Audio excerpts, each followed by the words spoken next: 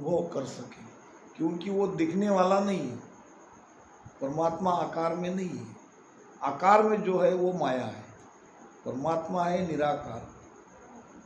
तो निराकार को भीतर में कैसे देखेंगे?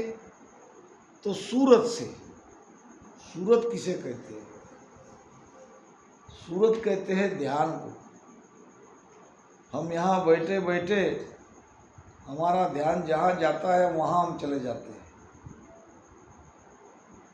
एक है ये ध्यान रखने वाली सूरत, दूसरा है विचार करने वाला मन। तो ये हमारा ध्यान पूरा मन के साथ है।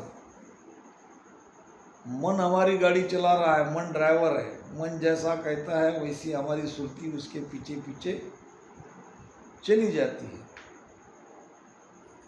सूरत फंसी संसार में ताते पड़ गयो दूर, सुरती बांध स्थिर करो आटो पोहर हजूर। सुरती को बांधो, सुरती को एक जगह लगाओ, तो आप उस परमात्मा को आठ पहर उसका अनुभव कर सकते हो भीतर में। अब सुरती को मन कैसे छोड़ेगा? कैसे सुरती को संसार से हटाओगे, मन से हटाओगे? तो सुरती के लिए चाहिए शब्द का आधार। शब्द क्या है? शब्द जागृत होता है सदगुरु कृपा से।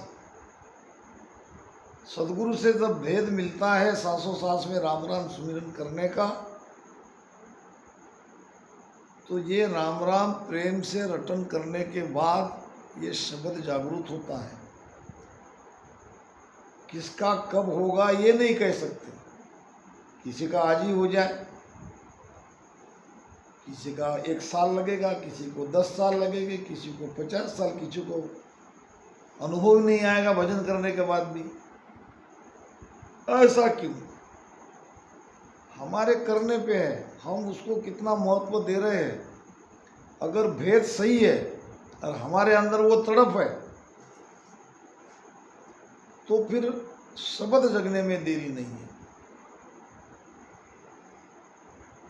तो शब्द जब तक जागृत नहीं होता, गुरुमुख से मिला हुआ ये राम ही हमारे लिए शब्द है। राम शब्द में हमको ध्यान रखना है भजन करते करते। अभी हमने भजन किया ना थोड़ा,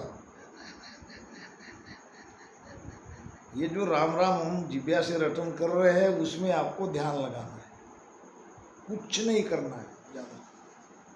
और जो तुम्हारी आती जाती श्वास चल रही है उसको देखते रहना है मन से, क्योंकि अगर मन वहाँ से हट गया तो मन विचार करेगा, मन सोचेगा। मन सोचता बहुत है। तो मन को पकड़ने का, मन को रोकने का यही उपाय है, श्वासा में उसको लगाओ। देखते रहो श्वासा कितनी दूर जाती है, कैसे आती है, कैसे जाती है, कैसे आती है, कैसे जाती है। और जो राम राम हम ले रहे हैं उसमें ध्यान रखो। बस इतना कर सकते हो तो आगे की यात्रा आपकी बड़ी आसानी से आगे बढ़ती रहेगी। अब इसमें प्रेम चाहिए। आपका अंतर्मन, आपकी धारणा इस पे बैठनी चाहिए, इस पर विश्वास चाहिए कि ये जो हम कर रहे हैं ये ठीक है कि नहीं है। अगर अंदर से विश्वास नहीं है तो ये चीज़ नहीं बनेगी। इसीलिए महाराज कह रहे हैं कि हरि को भेद न्यारो रे। ये भेद न्यारा है, ये रामसनी मत ही न्यारा है, क्योंकि ये सबसे हटकर है। यहाँ और कोई पाखंड को जगह ही नहीं है। जो करेगा उस पर कृपा होगी। यहाँ पहले से ही सारे भ्रम को काटा जाता है। यहाँ एक भी भ्रम नहीं रहता है। अगर ध्यान से आप हमेशा सत्संग सुनते रहो। अब आजकल तो यूट्यूब में सत्संग ही सत्संग आती है। आप बड़े आराम से अपने घर में रहते हुए भी सत्संग सुन सकते हो। और भजन तो आपको अकेले में ही करना है। तो अगर घंटा 2 घंटा 24 घंटे में से इसमें अगर लगाते हैं तो बहुत बड़ी जल्दी आसानी से ये शब्द जगेगा। और पूछना पड़ेगा, जब हम बीमार हो जाते हैं डॉक्टर के पास जाते हैं, डॉक्टर ने दवाई देने के बाद भी कोई इसमें फर्क नहीं पड़ता तो हम दोबारा जाते हैं या फ़ोन से पूछते हैं। तो ऐसे ही कोई भेदी जनों को वार्तालाप करनी चाहिए कि हम कर तो रहे हैं मगर हो नहीं रहा है, अब इसका क्या उपाय। पूछने से क्या आपके अंदर वो तड़प है ये समझ में आती है कि अब मुझे बहुत सारे फोन आते हैं, दुर्भाग्य से महाराष्ट्र के नहीं आते और प्रांत के आते हैं, राजस्थान रहो, गुजरात रहो, यूपी रहो, क्योंकि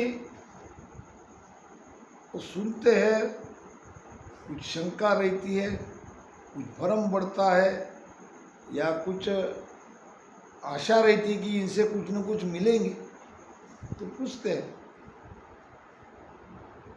पूछने से ये सिद्ध हो जाता है कि तुम वो रास्ते में लग गए हो। ऐसा एक भी मनुष्य नहीं है कि जिसके अंदर इस धारा में आने के बाद शंका उत्पन्न नहीं हुई।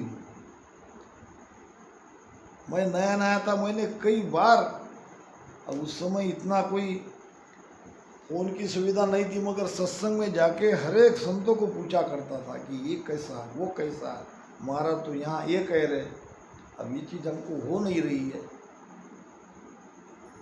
इसीलिए लक्ष्य बिरला कोई भेद है, भेद सत्य है, जगत बहुत बड़ा है और उसमें से बिरला ही लग सकते हैं, क्योंकि और सब तो ये झंझट में पड़ना ही नहीं चाहते। तो तुम देखो, तुम्हारा काम देखो, हम हमारे ठीक है, या जो भी कुछ हम कर रहे हैं वही सही है ये मान के वो भी आना नहीं चाहते। कुछ आए हैं तो उनको बेचारे को सत्संग नहीं मिलती है, दूर दूर रहने से वार्तालाप नहीं होता है, मेल मुलाकात नहीं होती है, इसीलिए बिरले उस पद तक पहुंच सकते हैं। और महाराज भी कह रहे हैं कि हरि को वेद न्यारो रे लक्ष्य बिरला कोई, और न दूजो जान सिरे कोई जाने हरिजन होय। हरिजन बनना पड़ेगा, हरि के जन बनना पड़ेगा, हरि के दास बनना पड़ेगा, राम स्नेही बनना पड़ेगा, नाम के नहीं। महाराज कहते हैं दिन दिन सो सुख राम के, राम स्नेही नाम, फिर दिन सो सुख राम कहे, वहाँ बस्ती वहाँ गाँव। शब्द ले लिया, राम स्नेह कहलाए, इसको हमारा दिन कह रहे क्या? वास्तव में राम से जिसका प्रेम है, जिसको संसार फीका लगता है, जिसका प्रेम उस परमात्मा में है, उस राम में है, वो संसार में धिन्न है।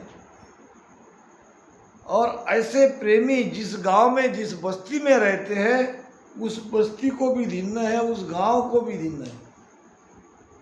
ज़्यादा दूर की बात नहीं, हमारे यहाँ विरगवान में बापू होके थे,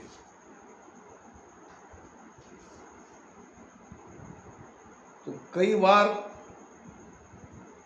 विरगवान को धिन्न कहा ही होगा उस समय लोगों ने, कि जहाँ संत रहते हैं, जहाँ संत पैदा होते हैं, वो गांव भी धिन्न है, वो बस्ती भी धिन्न है, और जिनका प्रेम परमात्मा से लग गया, संसार में वो धिन्न है। और आप सब पात्र हो, यहाँ बैठे हो, आप प्रेम लगा सकते हो चाहो तो। इतना करने से नहीं होगा, जो कुछ हमने आज तक किया इतने से काम नहीं होगा, पहले तो अंदर से तड़प जगाओ। महाराज कहते हैं भक्ति कराओ दास सु, बिरह दो चेरी भगति कराओ दास सु बिरह दो चेरी तलप बिना प्रभु ना सजे भगति जूं तेरी। हे परमात्मा, इस दास को आपको भक्ति करानी है तो विरह के साथ कराओ। क्यों नहीं आते हमारे आंखों में परमात्मा के लिए आंसू? संसार के लिए तो हम सोते रोते। देखो तनु बिछड़ियो जुग में सब रोवे तन छीजे सिरजनहार मिलन के काजा सपने आकन भीजे। हमारा कोई बिछड़ गया, भोजन छोड़ देते और रात दिन उसकी याद में रोते हैं। समझाने वाले आते हैं तब भी और रोने लगते हैं। अंदर कुछ जाता ही नहीं, भोजन करने की इच्छा ही नहीं होती कि जो चला गया उसके बाद हमारी जिंदगी खत्म हो गई। धीरे धीरे फिर वो सब गाड़ी जगह पे आती है, मगर उस समय का भाव देखो। जब हमारा अपना कोई सगा बिछड़ता है तो हम भूखे प्यासे शरीर की परवाह नहीं करते हैं, रोते रहते हैं, उनको याद करते हैं, तड़पते हैं उसके लिए, और कोई उपाय नहीं रहता। ये भी पता है कि जो चला गया वो आने वाले नहीं है, और कितना भी रोए तो भी वो दोबारा मिलने वाला नहीं है, फिर भी रोते हैं। सृजनहार यानी परमात्मा को मिलने के लिए कभी हमने हमारी आंखों से आंसू आए? कभी हम रात में एकांत में बैठ के रोए कि हमको क्यों नहीं मिल रहा है? हमारे पास रहते हुए भी उसका अनुभव हमको क्यों नहीं आ रहा है? ये भाव कभी हमारे अंदर आया? भक्ति कराओ दास सुतो बिरह दो चीरी, चीरी नाम दासी, बिरह रूपी दासी हमें दो। ये बिरह नहीं आ रहा है, ये आंखों में आंसू नहीं आ रहे। तलप बिना प्रभु ना सजे, तलप नाम तड़प। महाराज कहते हैं जे तलपे कोई जीव मुगत को तलपिए, जे तलपे कोई जीव मुगत को तलपिए,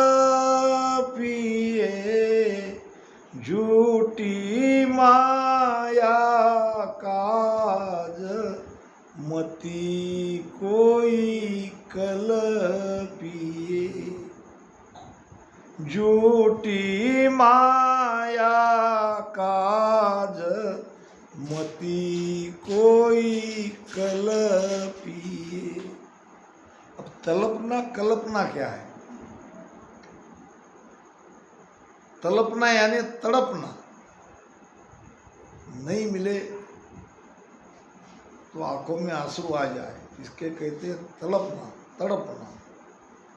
और कल्पना, जो नहीं मिला उसके लिए पछतावा करना, इसको कहते हैं कल्पी। हम कल्पते हैं कि उस समय जब माता पिता ने पढ़ने के लिए कहा तो पढ़ा नहीं, दूसरे बच्चे पढ़ के बड़े बड़े पोस्ट पे है, तो हम जिंदगी भर कल्पते हैं, तड़पते हैं, पछताते हैं। महाराज कह रहे हैं अगर तड़प तुम्हारे अंदर है और किसी के लिए तड़पना है तो भगवान के लिए तड़पो। वो क्यों नहीं मिल रहा है? वो मिलना चाहिए, उसके लिए तड़पो। और कल्पना है, पछतावा करना है तो उसके लिए करो। आज भी भजन नहीं किया, आज रात भी ऐसी सो के बितागी और दूसरे दिन कल को पछतावा करो कि आज तो कम से कम भजन में बैठूंगा ही बैठूंगा। हम माया के लिए कलपते हैं, तड़पते हैं, ये मिलना चाहिए, वो नहीं मिला, वो मिलना चाहिए, नहीं मिला, नहीं मिला, हर बात हमको चाहिए और उसके लिए तड़पते हैं। नहीं मिली तो उसके लिए पछतावा करते हैं, जबकि यह सब माया है, जबकि यह सब झूठा है, ये वास्तव में है ही नहीं। ये माया के कारण हमको 3 गुणों के कारण यह सत्य दिख रहा है। यहाँ कोई नहीं है, न मैं हूँ न आप हो, क्योंकि आधा है तो हम कुछ दिन के लिए है। ये सब माया है, ये संसार झूठा है। झूठो कुटुंब विषय सुख झूठो, काया माया झूठी, सब झूठी है। और ये झूठे पसारे में हम तड़प रहे हैं, हम कलप रहे हैं, हम पछतावा कर रहे हैं। तो इसके लिए मत रो, इसके लिए मत तड़पो, तड़पो परमात्मा के लिए। जो भी तुम्हारे प्रारब्ध में है वो उतना मिलेगा, और प्रारब्ध से ज़्यादा कुछ भी किसी को नहीं मिलेगा। जब जब तुम्हारे जीवन में जो जो चीज़ होनी है वो पहले ही लिखी है, और वैसा वैसा हमारा जीवन बीतेगा।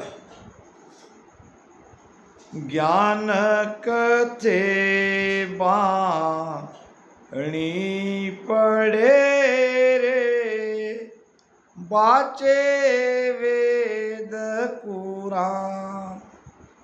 ज्ञान कथे बाणी पढ़े रे, बाचे वेद कुरान।